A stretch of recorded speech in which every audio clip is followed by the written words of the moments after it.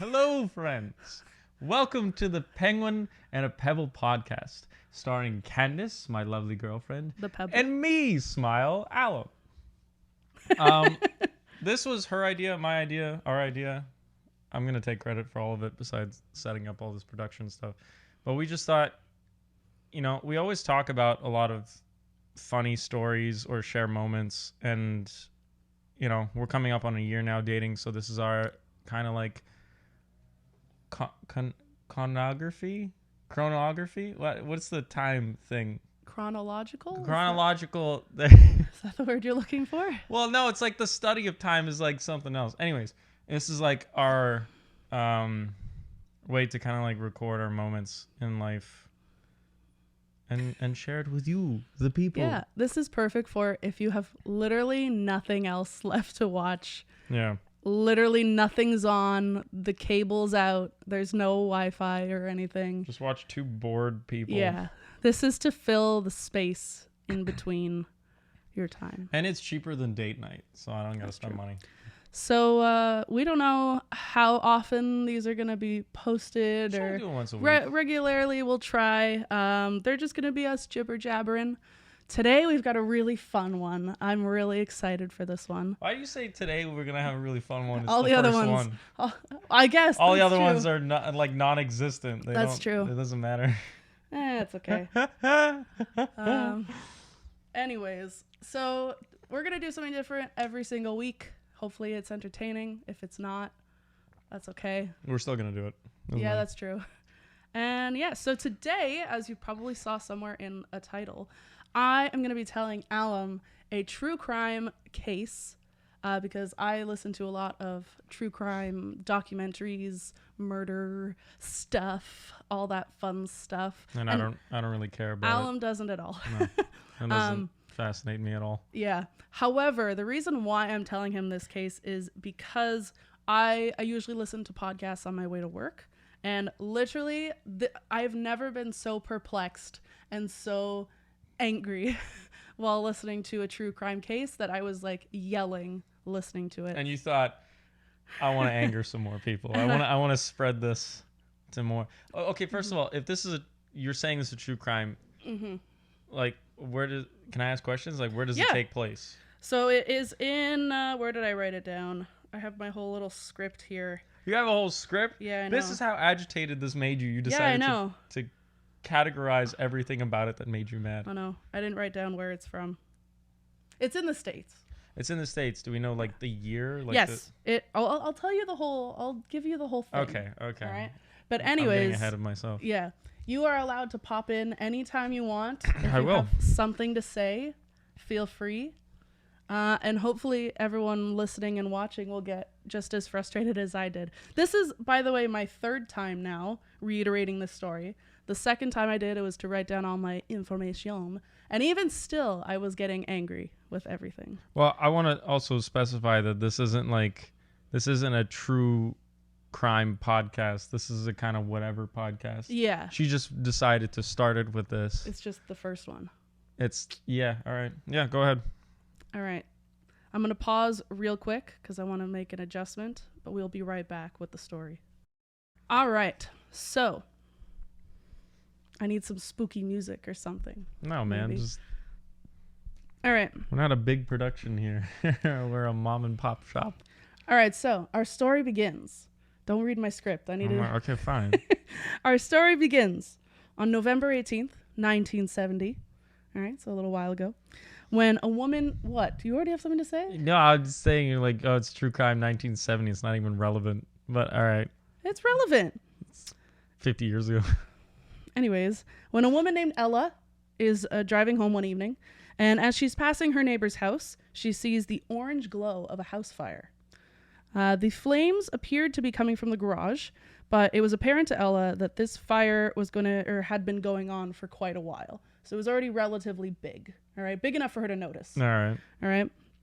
She rushes home to call the local police department. So this is before cell phones and even before 911.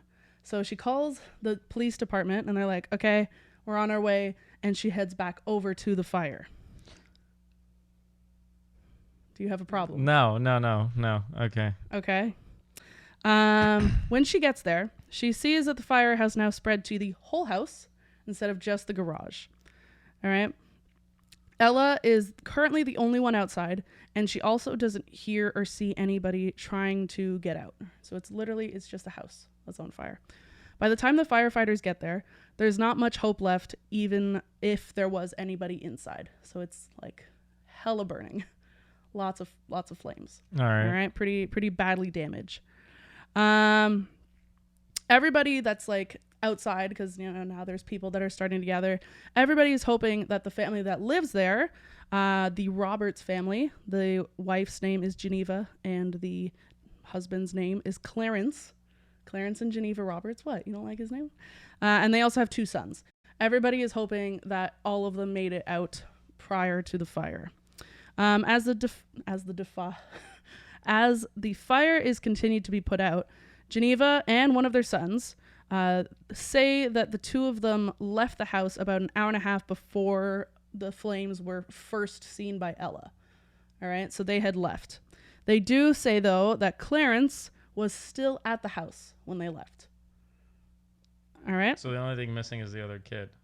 Yes. The other kid's missing. That it's unaccounted for as of right now.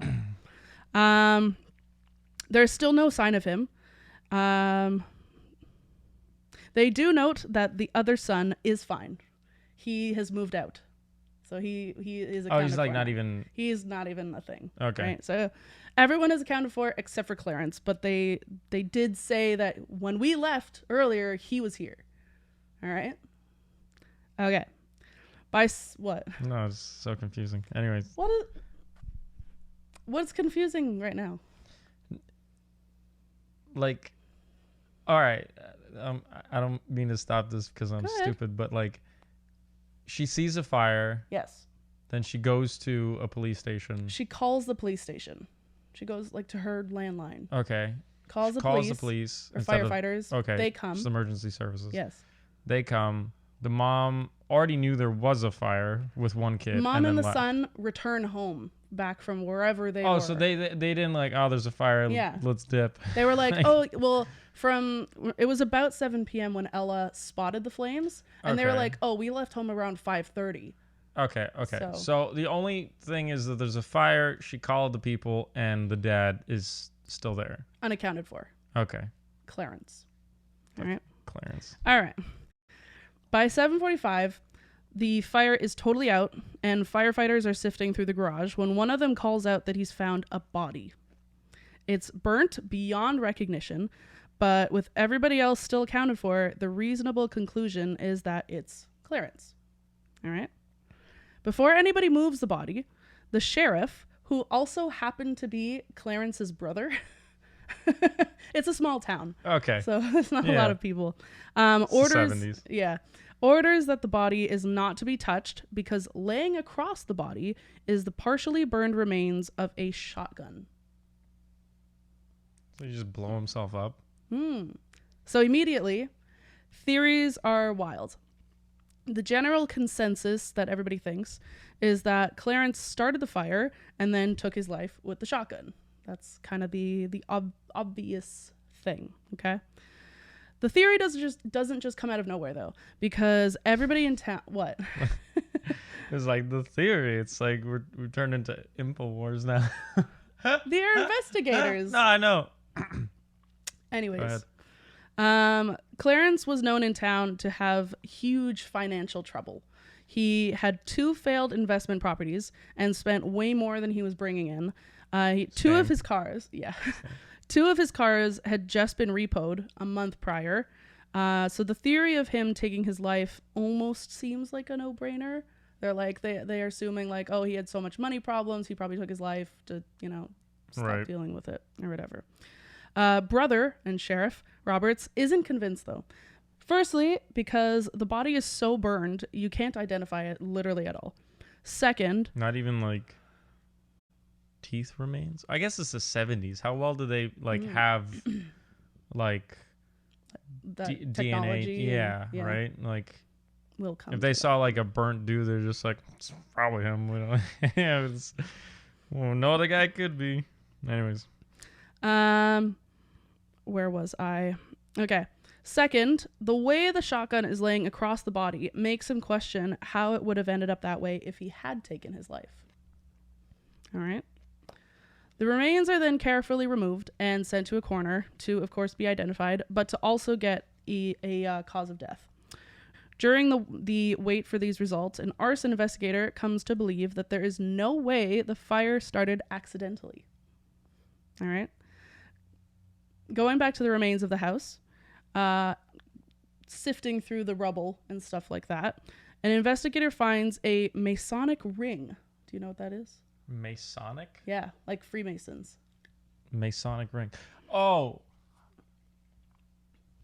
That's not like I could like probably... when they like make rings, like it's like a crucible thing that you like Kind melt. of. Yeah, Like yeah. it's like a cast. A little bit, yeah. Okay. It's a ring, and it, you know. No, but like It's a regular ring. handmade shit. I suppose, yeah. I feel like you can get many different types of rings if they're handmade or not. No, I know. They find a Masonic ring that belongs to Clarence. I could put a picture up here so that everyone, knows what it looks like. He was a proud member of the Freemasons, hence why. It has his initials on it. So the fuck's Freemasons? You know what the Freemasons are? No. Oh, that's a whole new podcast now. Oh God. I'm gonna tell you about. Let me tell you about the people that build shit for free. Anyways, that's not what they do. Stone people. Okay. They also find a belt buckle, which Geneva, the wife, confirms is Clarence's, and a single tooth. Just one. All right. Now, as you can see, Clarence had a poor dental problem as well. He was in debt, broke, dumb, and toothless. Oh my God. And his name was Clarence. Yeah, okay. Gives cause. This is where our story starts its tomfoolery. All right. All right. This is where it starts to get wild. Okay. So, in regards to the shotgun, what they're looking for is shotgun shells. Now, reports vary everywhere. There's some reports saying that there is no shotgun shells found, and then there's some saying that a singular one was found. But I mean, you only need one. Fuck. I guess. Right? So no one knows for sure if there were shotgun shells at all. This isn't the only thing that's murky, though. Okay. The coroner, during the autopsy, begins to question both the cause of death and the identity of the man. He's like, I don't know if this is Clarence.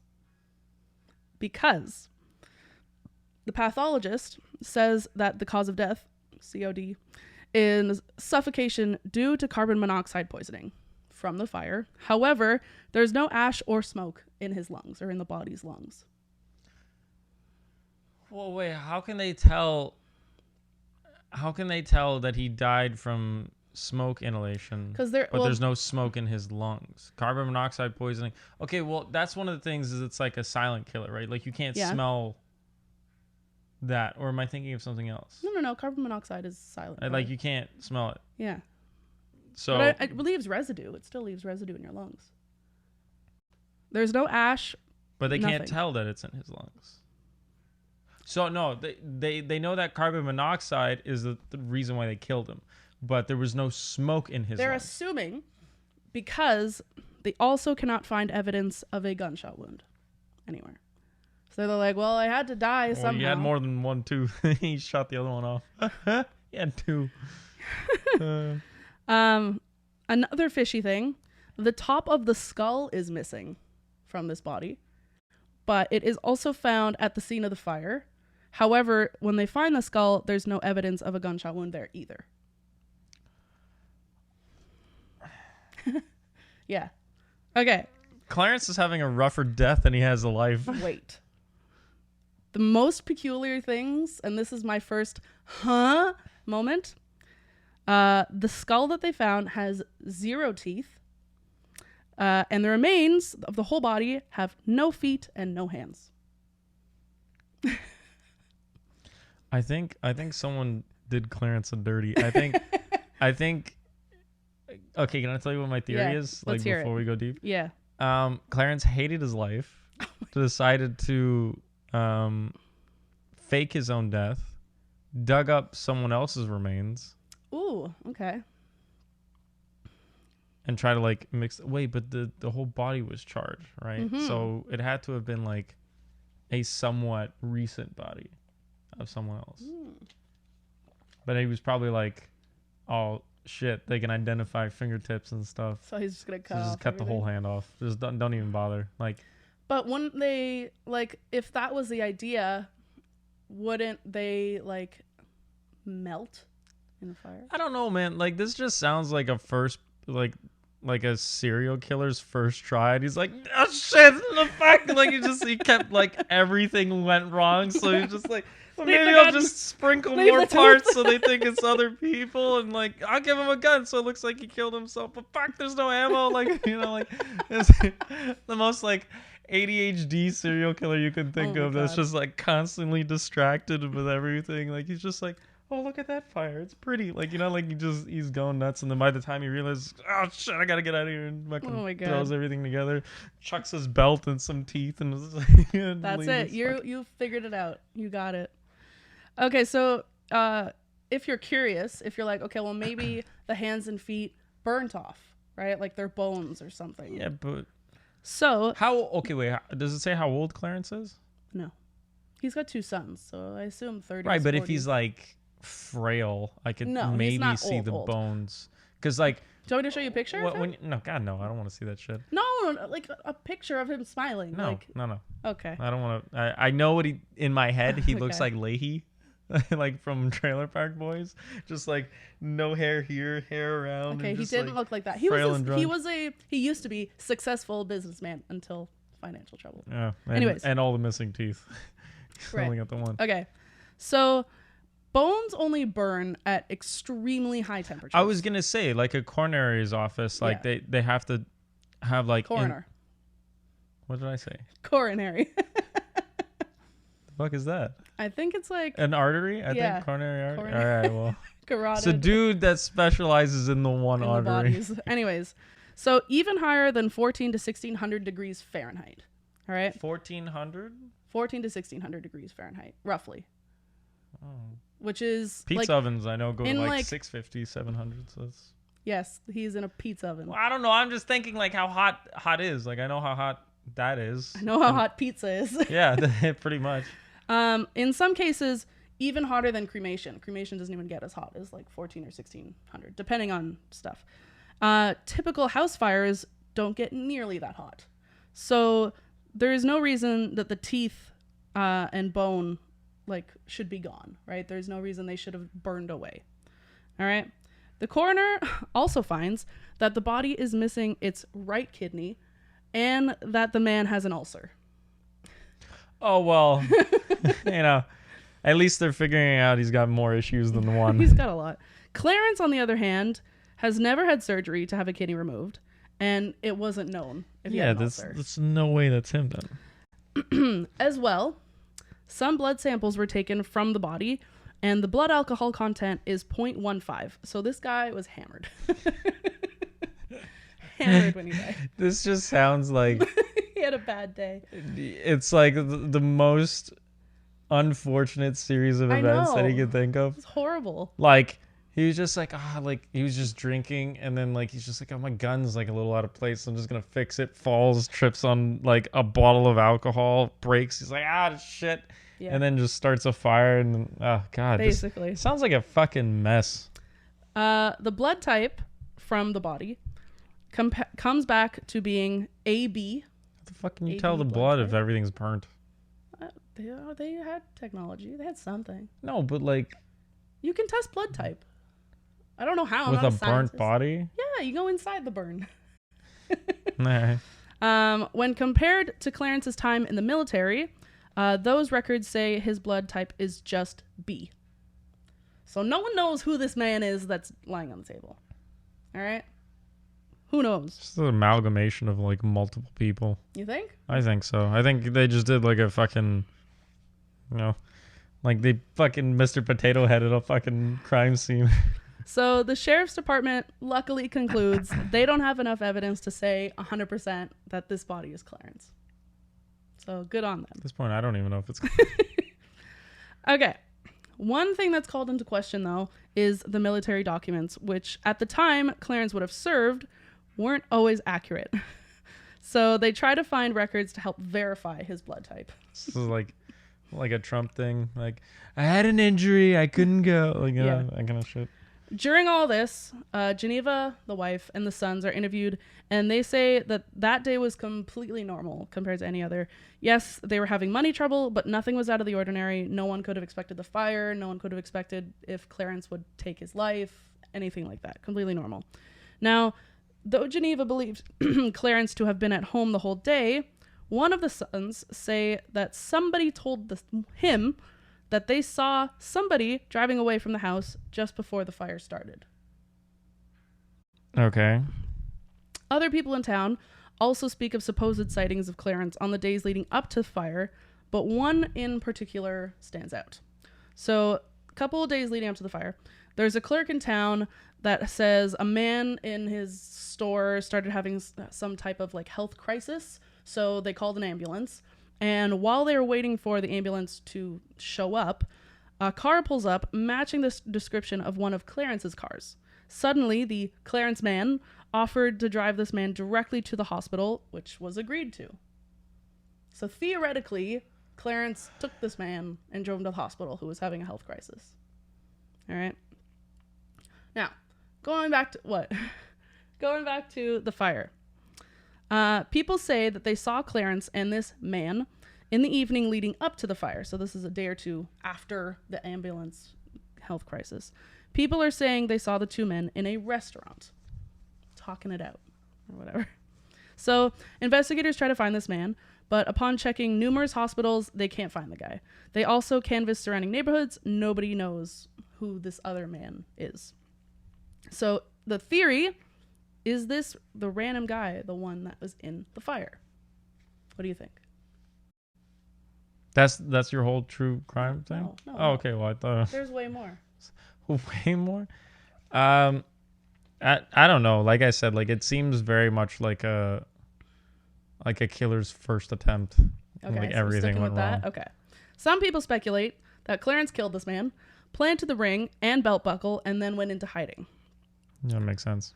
Exactly. The theory It's like is a not. whole Carol Baskin thing. Oh my. The theory is not far off as well, because Clarence owed money to several banks that totaled up to about $200,000, and in the 70s that was obviously way more. Wait, question. And this is off track, but the whole Carol Baskin thing, like, didn't they find the guy alive? Yes. Yeah. Like he's just been chilling. Yeah. Okay. So he also owned 6 cars. And he kept up with his payments to the cars and 3 different life insurance policies. And all 3 of those policies totaled about $850,000. He killed this dude. Mm-hmm. Got all the health insurance, pretended it was him. His wife's in on it, right? Goes into hiding, assumes a different identity, then remarries the wife. Or they all just fucking leave. They all just like... Okay. Of course, though, the insurance companies won't pay out until the body is proven 100% to be shit, yeah, Clarence. good point. Yeah. Right? Geneva believes it was in fact Clarence that died in the fire, as does now, surprisingly, the coroner. Suddenly the coroner is on her side. He's like, yeah, you know what? You're right. That was coroner. Some That was bribery. Clarence. Possibly. However, the ISP, the Indiana State... Oh, this is in Indiana. There you go. There we go. Indiana State Police. Indiana land. Indiana Damn. land. The ISP believe, because of the missing hands and feet thing, that this guy was not Clarence. So coroner and Geneva family are all on one side. Police are on another. Okay. Well, the police is his brother, right? He's not gonna be like, that's not fucking him. Like, you know, like they're gonna go and just be like, that ain't it, chief. That ain't it. Yeah. So the reason the police are more so sticking to their opinion is because they took blood samples from Geneva and the sons, and by process of elimination, were able to determine that based on the blood Geneva has and based on the blood the sons have, there's no way a man with AB blood could be the father of these kids. Oh shit. Okay. See, God, now I got more theories. So, the guy that needed help, medical assistance, right? Okay. Oh, I think I cracked the code. Yeah? I think I got it. Okay. Okay, so this I'm is ready. it. This is Alem's theory. Okay. The guy that that meets Clarence is actually the real father of the kids, is lost a kidney, needs Oh my God. that needs a replacement. So he's looking for his biological kids. The dad finds out, right? Cuz he shows up and he's like in pain or whatever, like, so Clarence is like, well, fuck, you need help, like whatever takes him, and he goes like, actually, like I'm your, I did some things with your wife, and those kids are mine. I need a kidney. And then he's just like, what? And then ends up like, like killing the dude, Okay. right? And then throwing his body and saying, you know what? Fuck all this. Like, I don't need any of this. I'll just fake it's me and then Okay. just escape from all responsibility and start a new life. I think that's it. I think Okay. All right. Geneva and family, despite all that, still convinced body belongs to Clarence. And then he goes, and then Clarence hangs out with Ella, the neighbor, and then and they make their yeah. life together. Oh, okay. Yeah. Now, She's in on another thing to consider. The investigators are hung up on the fact that the ring didn't melt. All right? So they go to a jeweler, and he states that this ring, the Masonic ring, typically would melt at about 1450 degrees Fahrenheit. However, if the hands and feet burned, why didn't the ring burn? So was it planted there afterwards? Yeah? Yes, I think And so. belt buckle, right? He's Yeah? Okay. takes it off, throws it on him. So things go to a standstill for a little bit. In November, the body is buried with no identity. All right? Still no deciding things about, no death certificate, nothing. Police are speculating that Clarence is not only missing, but somehow involved in the murder of this man and the fire. All right? Now, a man is spotted in Indianapolis that sounds like Clarence in early December robbing a bank. So Wanted to start his new life of crime. he stole about $8,000 in cash. Nice. But somehow someone makes the connection between the fire and that this is Clarence. The FBI starts investigating, and somehow people are just like, yeah, that's him. They just think that that's Clarence. He's the guy. It doesn't even say on any reports or whatever how Clarence came under the radar for this, but they're just like, Well, how far apart are the two incidents? Indiana and Indianapolis? No, the incidents, like the They fire. they were relatively close to each other, so To people the were just robbery. like, it must be Clarence. He's stealing money. Oh, okay. Since there's so much speculation around the family, ISP starts surveying the Roberts family, just in case. But clearly the family is not happy about this, because they're just being watched all the time. Yeah. By mid-December, investigators decide to exhume the body for more tests. So they dig it up. Right. Okay? In the new year, Geneva is given a polygraph, which she passes, and the results of the second autopsy come back of the body. So, polygraphs are kind of bullshit. Yeah, they're not admissible in court or whatever. But Yeah. Well, not only that, it's just like if you believe your story enough, it won't register in a polygraph. I've also heard that apparently if you clench your butthole, you can throw it off. I guess maybe because you're putting Your blood pressure like spikes when intensity. you do Well, that. what was it? I think it was Ocean's 13. One of their guys like is trying to get on the inside, so he's trying to be like part of the like detective system or whatever. Or no, he's trying to join the casino, but they have to do like a background check and a polygraphic check for him to work there. And they would have known that he was lying. So what they did was they put a tack in his shoe, and he would step on it to throw off the questions. Yeah. Right. And he's like sweating and beads and he's in pain or whatever. And the guy's asking him questions and he goes like, well, He just leans if it forward wasn't or for this whatever, polygraph, I Yeah. would have thought you were lying. And he goes like, I'm just really nervous. Yeah. And he's just Yeah. like, his like foot's in so much pain and shit. All right. So, results of the second autopsy come back. The coroner does indeed give a death certificate this time, but it's under the name John Doe. So he switched back over to believing that the man in the garage is not Clarence. Now, But they don't get any insurance. still Yeah. no insurance. Okay. One reason being the tooth that was found. Okay. The coroner looks at Clarence's dental records and discovers that in the 60s, Clarence had a tooth pulled. And it is the same tooth that was found that Clarence shouldn't have. Well, maybe he kept it. You think he kept the tooth? I don't know. He liked it. For this reason, he kept it. Okay, for parents, right? Parents keep like baby teeth. Right. But that's also weird. I don't know if you would keep your own tooth that was pulled. Maybe he had sentimental value to it. Or maybe he was planning this for years. No, I just think like, I don't know, keeping teeth is weird. It's a weird thing to do. Like I understand maybe your child's first tooth if you're like sentimental about it. Like in Bosnia, we do the, I don't know if it's just a Bosnian thing, but I just know my family does it. First haircut, you cut a lock of the hair and you give it to the godparents. Oh no. Okay. Right. That So might be a thing, but- my godmother has it. Yeah? Yeah. I think Gina has it. Okay. All right. It could be. After all that, I know somebody has my hair. someone's got your hair. They're gonna plan. But it like somewhere. for like children that Yeah, are like, no, oh, I of lost my course. teeth. It's like the parents Yeah, are like, but oh, this is here's an $5, and then they just take the like you just This toss is an it. adult that had a tooth pulled and now it's just found in a fire, not connected to a skull. Weird, man. Okay. Geneva stands firm in her belief that the garage man was Clarence, and even begins to accuse the ISP of hiding evidence. She's like, you're not doing a good job.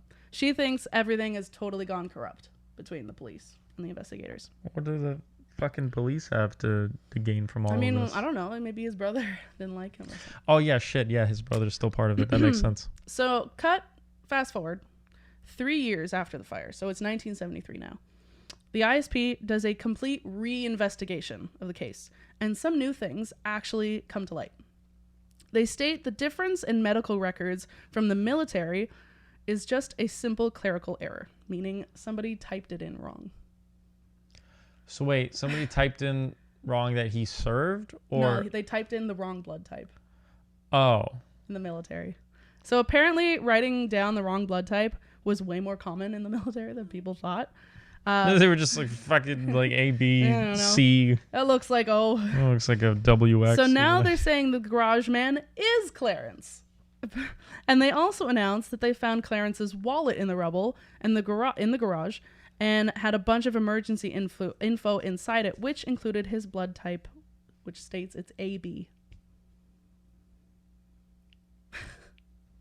Yeah. One more breakthrough from the ISP. They believe they've identified the man that Clarence drove to the hospital before the fire. Remember the health crisis guy? right. That man has been identified as John Capsulitis and currently homeless. They actually checked John's blood type, and this guy's blood type is O. So, however, they're getting this info from... however, the way that they're getting John Capsulitis's blood type is from the military. So, that could also be wrong as well. Anyways. Coroner still doesn't issue a death certificate in the name of Clarence. Makes sense. Everything then blows up when John Capsulitis is found and determines he is actually not the guy Clarence was with. He wasn't even in town at the time. Bruh. Dude, this is like What'd I the tell you? worst version I of was Where's screaming. Waldo that I I could know. come up with. Like, Okay. 5 years now. how much more longer is this? Or a little more than half. Oh my god, half? This hurts my head. Yeah.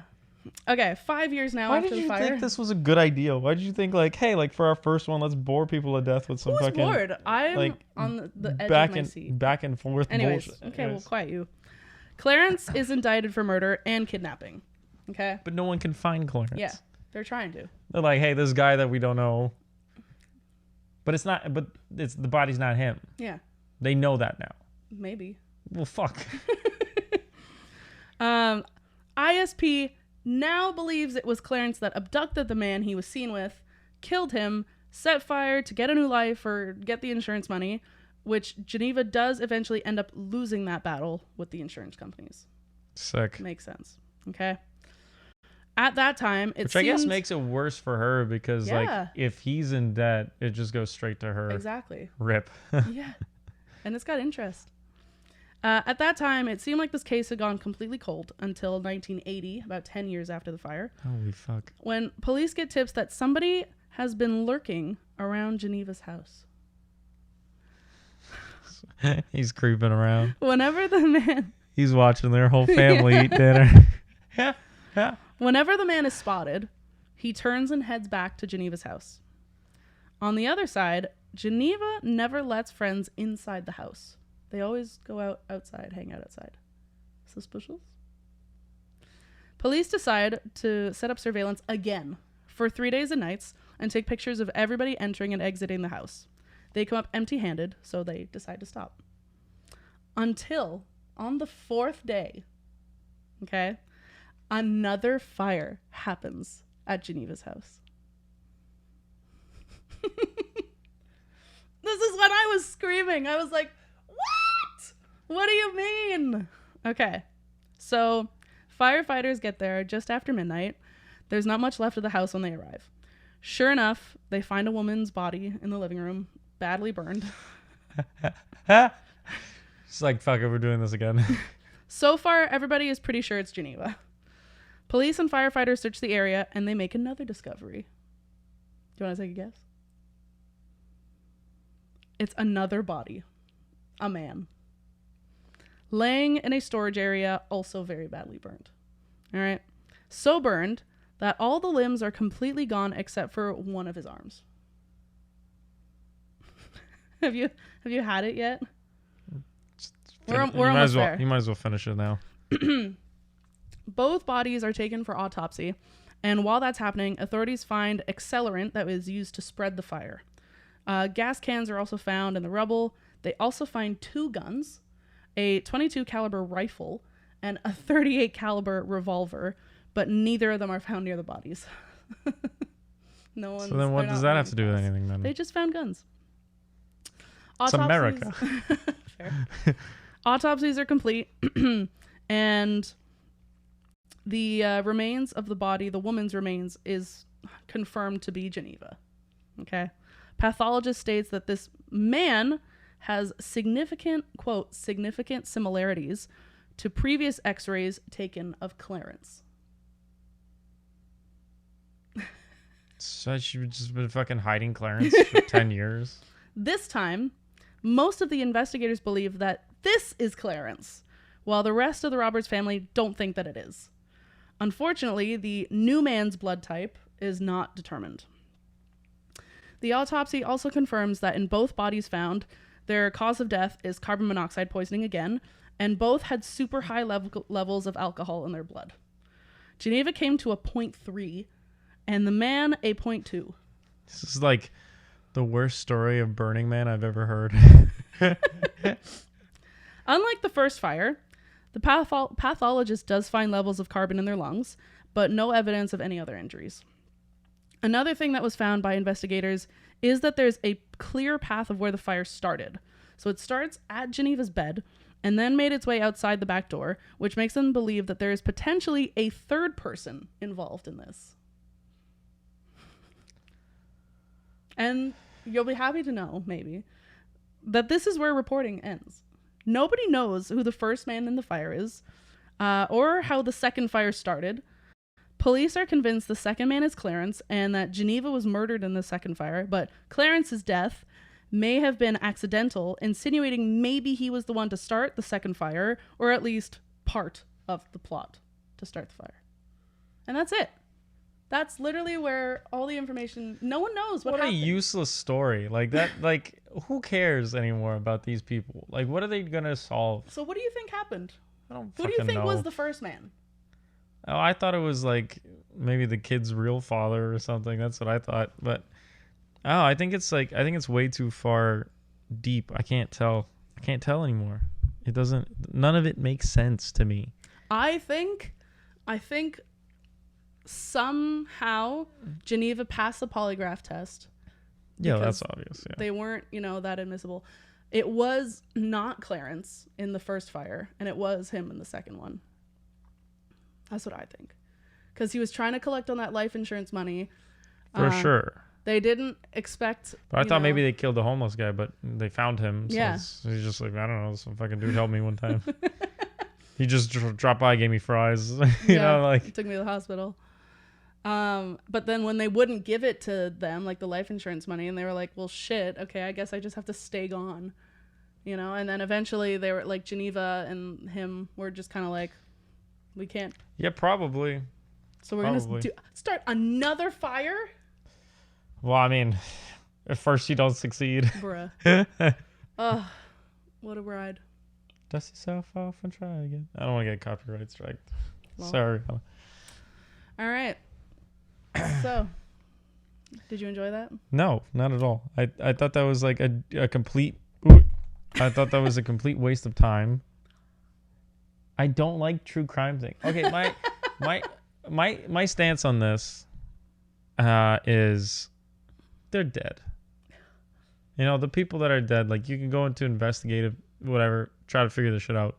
But like parading their stories in a way I don't like. Well, it's not necessarily parading their stories. They're trying to figure out what happened. No, okay, yes. But I'm not saying in this case. I'm just saying in general. Like, we went to Louisiana. We went to the Museum of Death. Mm-hmm. Was it called the Museum of Death? Okay. And they had, like, a whole bunch of history between, like, different cultures and how they perceive death and, like, what death meant to them, or, like, places of people that have died and, like, mass shootings and killers and stuff like that. Everything. And they have, like, death. videos of the people that are dead and pictures. And I'm just like, why? Why you got to showcase that shit? Why can't you just let people be dead? I mean, yeah, that's definitely a perspective you can have. I think, people are fascinated by it because it's something that no living person really knows about. Well, no shit. Thanks. Except maybe Nikki Sticks. Sticks? Nikki Six? There you go. There we go. Yeah, no, terrible story.